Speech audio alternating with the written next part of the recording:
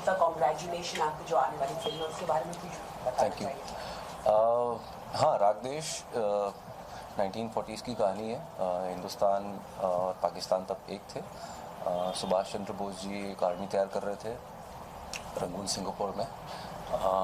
हमारे Indian soldiers अंग्रेज़ों के साथ में जुड़ के अंग्रेज़ों के लिए लड़ रहे थे जापानी लोगों से।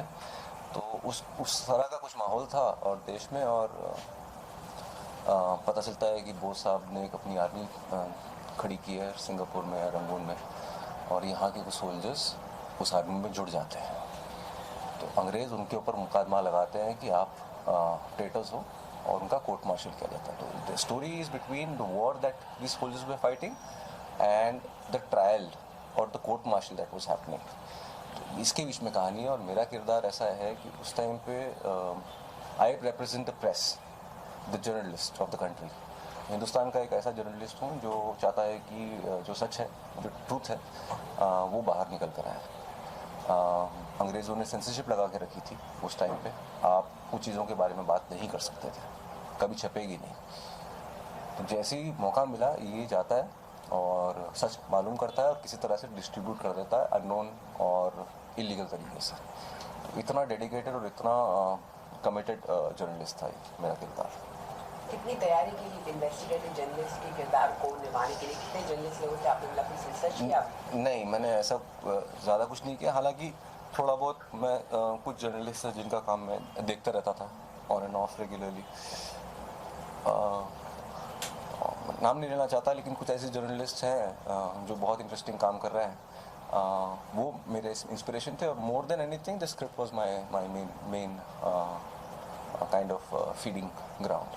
वहाँ से मुझे बहुत कुछ सीखने को मिला, और तिशु सर के साथ मेरा रैपो बहुत अच्छा है, और वो पीरियड को और सब्जेक्ट को और द क्राफ्ट ऑफ एक्टिंग सबको बहुत अच्छे से जानते हैं। तो उनकी गाइडेंस में करने में मुझे कोई दिक्कत नहीं है। हाँ, मज़ा आया मुझे 1940s के मुझे एक अपना एक लुक था, उसको एंजॉय किया मैंने बहुत। इसके अलावा जानना चाहूँगा, जब आपने ये फर्स्ट टाइम स्क्रिप्ट पढ़ी हुई थी, क्या रिएक्शन रहा? कुछ बताना चाहेंगे? सर के साथ हिमांशु सर ने आपको फ़ोन किया या क्या, कुछ बताना चाहेंगे? मुझे कोई स्क्रिप्ट नहीं पढ़ाई गई, कुछ नहीं किया गया। मुझे सीधा फ़ोन आया हिमांशु सर के ऑफिस से कि मेजरमेंट के लिए आ जाओ। तो मैंने यार मेजरमेंट के लिए तो आ सकता हूँ, लेकिन किस चीज़ का क्या मतलब, क्या हो रहा है? तो बोले अच्छा बताया नहीं आपको? कहा नहीं। तो बोला ठीक है, काम करो, ऑफिस आ जाओ। मैं गया, तिशु सर ने बोला कि यार मुझे लगा कि मैंने तुमको बता दिया है, मैं एक फिल्म बना रहा हूँ और तुमको ये रोल करना है। मैं कहा सर पूछ नहीं रहा हूँ, बता रहा हूँ। चलो ठीक है, अगर आपने डिसाइड कर ही लिया है कि मुझे ये रोल करना है तो फिर मैं कर रहा हूँ। तो उसके बाद हालांकि हाँ, फिर मैंने स्क्रिप्ट पढ़ी और मुझे उनके साथ काम करना था। मैंने एक फिल्म कर रखी है उनके साथ जो रिलीज़ होगी अक्टूबर में। ये दूसरा मौका था मेरे लिए, और मुझे उनके साथ काम करने में बहुत मज़ा आता है। तो मैं सोचता नहीं हूँ कि क्या रोल है क्या नहीं। Tigmanshu Dhulia, yes I am on. इसके अलावा जो मोहित मारवा जो डेब्यू कर रहे हैं फिल्म से, तो कैसा रहा? डेब्यू तो नहीं है, सेकंड डेब्यू है। तो हाँ, लेकिन अगर बात करें तो फिल्म बड़ी ब्रेक की बात करूँ तो ये बड़ी फिल्म मान रहे हैं वो भी जी। हाल ही में इंटरव्यू दिया था, जी। उस पर आप क्या कहना चाहिए? कैसा रहा एक्सपीरियंस काम करते वक्त? ये इन तीनों ने इतना ज़्यादा मेहनत की है ना। इन लोगों को मतलब आर्मी की ट्रेनिंग लेनी पड़ी, और मार्च पास करना है, अपने सैल्यूट्स करेक्ट करना है, और उस टाइम की आज की जो भाषाएं नहीं थी, आज से 50 साल पहले, 60 साल पहले। ये तो 1940s की फिल्म है। उस टाइम पे अंग्रेज़ी का चलन अलग था, हिंदी बोलने का लिंगो अलग था, सब कुछ। इनको बहुत चीज़ें नहीं यूज़ करनी पड़ी। आज का बॉडी लैंग्वेज, आज का मैनरिज्म, आज की लैंग्वेज, और एक अपने अपने रीजन से आए हैं, तो एक का पंजाबी टच आता है, एक का पाकिस्तानी पंजाबी टच आता है। तो इन्होंने बहुत अच्छी मेहनत की है चीज़ों पर, और बैठ के काम किया है, और literally they have spend hours and hours trying to understand what to do and what definitely not to do. तो तीनों के साथ मुझे काम करने में बहुत मज़ा आया। इसके अलावा मैं जानना चाहूँगा, इन्वेस्टिगेटिव जर्नलिज्म करना कितना मुश्किल रहा आपके लिए इस फिल्म? मेरे लिए तो बहुत आसान रहा, लेकिन अभी करना बहुत मुश्किल हो जाएगा आप लोग को। क्योंकि अगर आप किसी का पर्दाफाश करना चाहोगे तो कर नहीं पाओगे, अभी बहुत मुश्किल है। इसके अलावा आपकी जो पिंक फिल्म के बारे में बात करूँ तो काफ़ी आपकी जो एक्टिंग को काफ़ी सराहा गया है जी। और एक बात है कि आप काफ़ी स्ट्रगलिंग के बाद ये एक्टिंग आपको एक किरदार मिला, तो कैसा रहा एक्सपीरियंस, कुछ बताना चाहिए? पिंक डेफिनेटली एक बहुत लंबे ब्रेक और लंबे पीरियड ऑफ लल के बाद में मुझे मिली और फटाफट शूट की और फटाफट रिलीज़ हो गई। ऐसा मेरे जीवन में कभी हुआ नहीं है। मैं जो फिल्में करता हूँ वो लटकी रहती है, कभी रिलीज़ नहीं हो रही, कुछ हो नहीं रहा है यार, कब होगी। उसी में मेरा अभी तक किसी तरह से चल रहा था।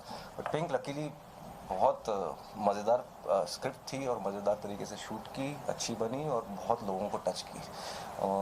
मेरा हालांकि बड़ा रोल नहीं था, लेकिन एक जो इम्पैक्ट क्रिएट करना था उस रोल का वो हो गया और उसकी वजह से आज एक जो गुमनामी में और मुफलिसी में मैं जी रहा था उससे बाहर निकल गया।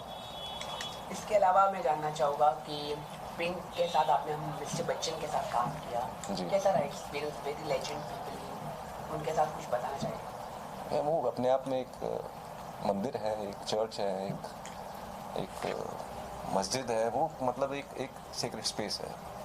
वो इंसान नहीं है। वो उनका level of commitment to work, his level of energy, मैं बता रहा हूँ। मैं उनके घर पे 2-3 बार किसी फंक्शन में या पार्टी में गया हूँ और वो इतने ज़बरदस्त होस्ट हैं। मतलब बैठते नहीं हैं जब तक सब लोग खड़े रहेंगे, सबको ड्रिंक क्या लोगे क्या नहीं लोगे सबका इंडिविजुअली ध्यान रखेंगे। 2 बज गए 3 बजेंगे, मैं फिर सर बैठ जाओ। He never sits, he will not sit as long as he is taking care of his guest. सब लोग के जाने के बाद शायद वो बैठते होंगे, फिर करते होंगे यार बैठ तो रहे। बट हमारे रहते तो वो एकदम मतलब he is on his toast, making sure that everybody is well taking care of, he attends everybody individually and it's a lot to learn from that man. मैं क्या मतलब मैं जानता हूँ जितने भी बड़े स्टार्स हैं, जितने भी एक्टर्स हैं, जितने भी लोग हैं इस देश में, they all look up to mister Bachchan and इसमें कोई दो राय नहीं है। और I find myself very fortunate that I had a moment in my life, a period in my life which I shared with him and that I will hold precious to my life. इसके अलावा मैं जानना चाहूँगा कि आपने कहा कि बहुत स्ट्रगलिंग किया मैंने, तो नेपोटिज्म के बारे में आपकी क्या राय है, कुछ बताना चाहिए अगर आप इस बॉलीवुड इंडस्ट्री की बात करें तो? हाँ बताऊँ मैं, नेपोटिज्म हाँ मतलब परिवारवाद और ये सब तो है यार। इसमें ये खाली इंडस्ट्री तक रिलेटेड नहीं है, हालांकि हर फील्ड में है। लेकिन प्रॉब्लम ये है कि ये जो डिबेट है ना कि अरे बिजनेसमैन का बेटा बिजनेसमैन बनेगा, अरे लॉयर का बेटा लॉयर बनेगा। हाँ लेकिन एक क्रिकेटर का बेटा क्रिकेटर बनेगा क्या? वहाँ पर स्किल लगती है, right? It requires a certain kind of skill, training, talent for the job. तो ये डिबेट वहाँ पर क्यों नहीं बोलते? अरे भाई तो अभी माराडोना का बेटा माराडोना नहीं बनेगा, उसका बेटा शायद फुटबॉल भी नहीं खेलेगा। which is a practice even in the West. Like मैं जानता हूँ, आप जानते हैं कि डी नीरो बहुत अच्छा एक्टर है, अल Pacino is a great actor, but do we know what their kids are doing? We don't know. They don't care. We care. As a nation we care कि इसका बच्चा क्या कर रहा है। वो चुगलबाजी हमारे अंदर है, उसकी वजह से उसी का प्रोडक्ट है ये नेपोटिज्म। और है मतलब जैसे कि खाती है, there is an elephant in the room which we are refusing to completely believe.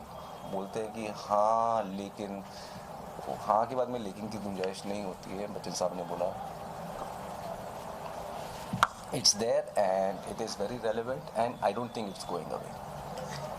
इसके अलावा मैं पूछना चाहूँ तो आखिर सेंसरशिप के बारे में, फिल्म के बारे में, सेंसरशिप कितना इम्पोर्टेंट है? सेंसरशिप बिल्कुल इम्पोर्टेंट नहीं है, सर्टिफिकेट देना इम्पोर्टेंट है, सेंसरशिप की कोई ज़रूरत नहीं है। ठीक है, आप बोल दो कि भाई ये फिल्म है ना 25 साल से बड़े लोग देखेंगे, ये फिल्म मतलब ये फिल्म 12 साल के लोग देखेंगे, ये फिल्म 16 साल के लोग देखेंगे, ये आप बोल सकते हो, सर्टिफिकेट देना आपका काम है। बट ये देखो या वो मत देखो, इस लड़की को ऐसे मत देखो या ये गाना ऐसे मत सुनाओ। मैं आपको मजाक नहीं कर रहा हूँ। मैं एक फिल्म देखी जिसके ट्रेलर में, टीवी पे जो ट्रेलर आता था उसमें बोलते थे कि मैनो इनादी बुंड मार देगी। ये टीवी में चल रहा था ट्रेलर्स में। मैं फिल्म देखने जाता हूँ, वो लाइन बीप कर गई है। बच्चे टीवी घर पे देखते हैं, ठीक है, उन तक वो मैसेज पहुँच गया। फिल्म में आपने काट के क्या मतलब क्या अचीव किया? I have no idea. तो it's futile, but it's there, we can't help it. है, कुछ नहीं कर सकते हैं हम लोग. इतनी बड़ी इंडस्ट्री, इतने पावरफुल लोग, मतलब इस चीज़ को they can't handle this. I don't know why, I don't know how, but it's there. And मुझे नहीं लगता कि ऑडियंस बेवकूफ़ है. उनको समझ में आता है कि क्या अच्छा है, क्या बुरा है, क्या लोगों के लिए अच्छा है, क्या. जब आप सेंसरशिप एक सेंटर की तरफ से ऐसी चीज़ें आती है तो लोगों को लगता है हाँ यार ये गलत है, हाँ यार ये सही है. It's a strange practice. I don't subscribe to it. Sir अगर मैं बात करूँ जो आपके पीछे कई सारे ड्रेस है, कहाँ पर आप इंटरव्यू दे रहे, कुछ बताना चाहिए? ये सारे मेरे ड्रेसेस हैं, सब मैं पहनता हूँ. ऐसा कुछ नहीं है. ये कुछ बताना चाहिए आप? ये मेरे सारे क्रॉस ड्रेसिंग वार्डरोब है, बट ऐसा कुछ नहीं है. ये मेरे एक दोस्त दोस्त का स्टोर है, इट्स कॉल्ड 1.6. उन्होंने अपना दिल बड़ा करके मेरे को ये जगह यूज़ करने के लिए दी है आज के इंटरव्यू के लिए. कौन है आपके दोस्त, जरा बताइए. मेरे 2 दोस्त हैं इस स्टोर में. और उनके बारे में कुछ बताना चाहिए? उनके बारे में वो लोग बताएंगे, मैं नहीं बता सकता. ओके. और आखिरी सवाल है आपका, आपके जो प्रोजेक्ट सारे फिल्म के बारे में क्या कहना चाहिए आपके दर्शकों के लिए, आपके फैंस के लिए? रागदेश के बारे में ये कहूँगा कि आपने मुझे पिंक में देखा है और मुझसे बहुत नफरत की है. मैं चाहता हूँ कि आप लोग आए और मुझसे प्यार करने का मेरा जो ये प्रयत्न है उस पर आप मेरा सपोर्ट करें. एक बार आके देखें, कुछ बहुत अच्छा और कुछ बहुत नया देखने को मिलेगा. Please watch Raag Desh on 28 July. Thank you. Thank you.